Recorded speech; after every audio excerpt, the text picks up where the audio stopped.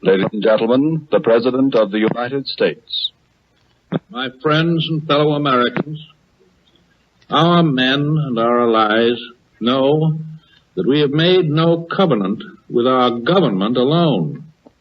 They know that they have the backing of all the resources and spirit of the American people themselves.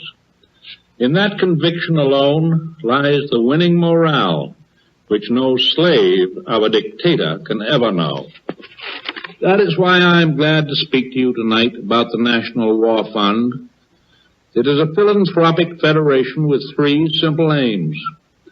First, to determine the nature and the extent of the war-related needs. Second, to see that everybody has a chance to contribute to the funds required. And third, to channel the sums raised for its member agencies wherever American help is currently most needed, to raise enough and on time. The National War Fund has the hearty approval and support of all the government agencies concerned with our management of the war. For the National War Fund, by its unity, its economy, its competent management, and its elimination of waste, duplication, and delay, is playing a part in our total war effort, which all of us in Washington regard as an absolute essential. In its unity of purpose and its federation of agencies, without surrender of state and local freedom of method, of course, the National War Fund combines the American genius for organization, the American capacity for economy, and the best of our tradition for giving freely and promptly and in proportion to our means and the need.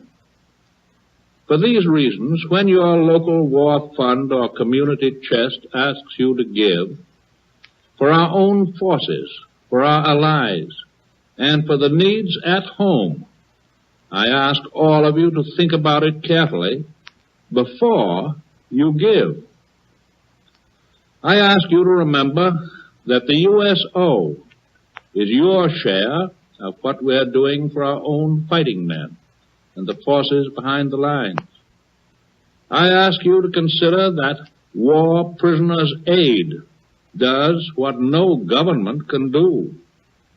I ask you to think of United Seamen's Service in terms of the people's debt to the men who took our ships across in the darkest hours of the war.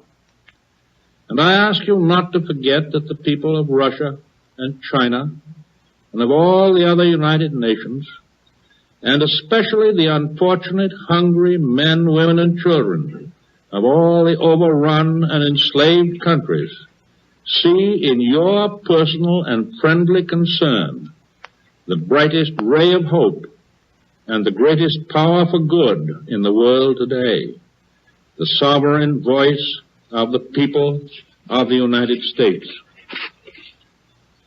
And so I ask you to give thoughtfully and generously and proportionately, remembering as you give that a share in the National War Fund is a share in winning the war and in winning the right of free men to live in a better world. You have heard the President of the United States.